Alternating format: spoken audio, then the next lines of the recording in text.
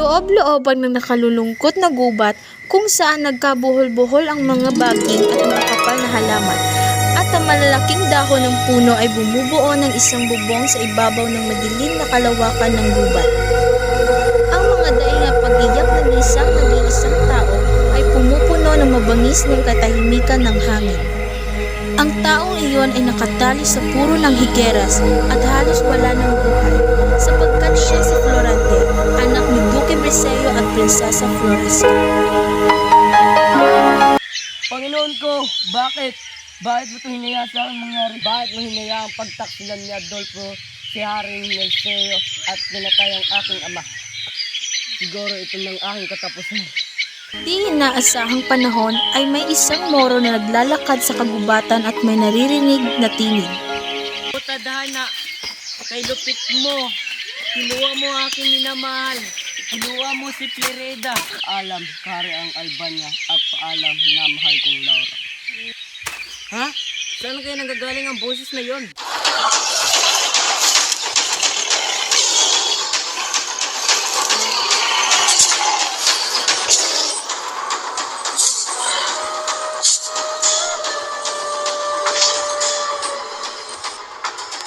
Napatay ni Aladdin ang tigre at tinulungan niya ang lalaking nakagapos. Parang nakita ko ng taong ito.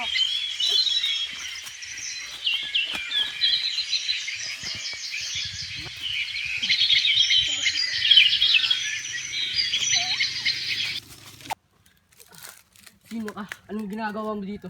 Huwag kang matakot akong sumagip sa buhay mo. Hindi mo ba napapansin na tayo ay magkaway? Isa kang Moro. Isa kang hangal. Dinadagdagan mo lang ang iyong pasakit. Kung gayon, salamat. Mari ko bang malaman bakit ka napadpad dito?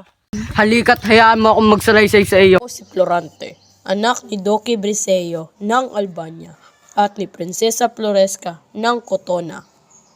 Tulong! Tulong! Lumayo ka sa aking pin! Bakit kailangan nyo pang umalis? Dahil mas maganda ang pagtuturo doon sa Atenas. Siya mag-aaral pa ng kanyang kinabukasan. Sino mag-aalaga sa kanya? Sino mag-aalaga sa anak ko? Huwag kang mag-alala, alagaan siya ng guro doon. Pumayag si Florante na doon siya paaralin sa Atenas. Maligayang pagdating. Ako nga pala si Antenor. Salamat aking guro. Tara! Magalala, magugustuhan mo dito sa Atenas. Galit si Adolfo kay Florante. Isang hapon, tinipon ni Antenor ang kaniyang mga estudyante. At Adolfo ang unang magsasadula.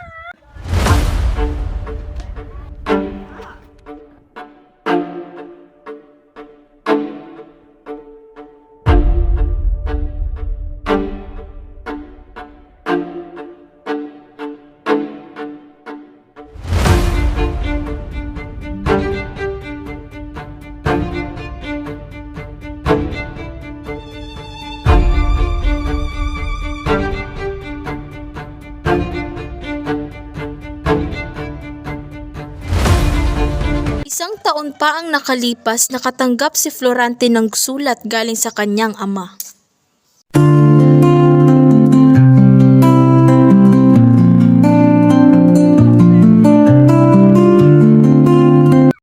Lagi kang mag-iingat kay Adolfo. Salamat po. Mag-iingat ka, Florante.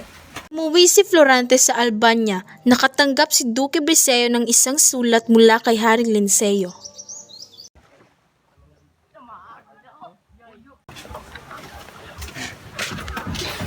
Nari, ito nga pala ang anak ko si Florante. Ikaw na sa aking panaginip. Ikaw ang papalit sa aking trono. O, kanina, hawid.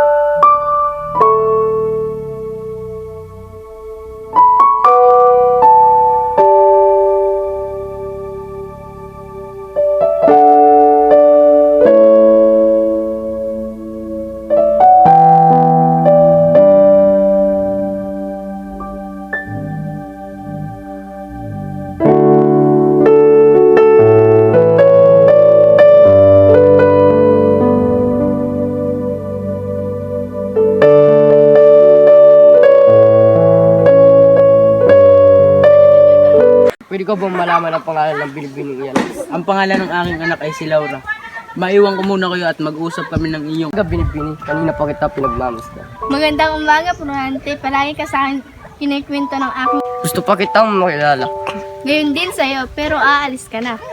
Yun na't magsisimula ng piging.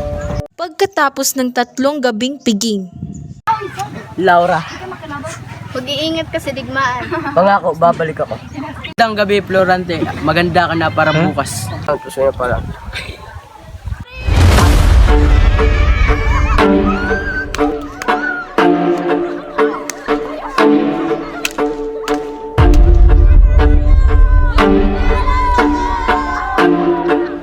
nagtagumpay sila Florante sa digmaan. Nabalitaan din niya na dinakip si Haring Linceo kaya iniligtas niya ito.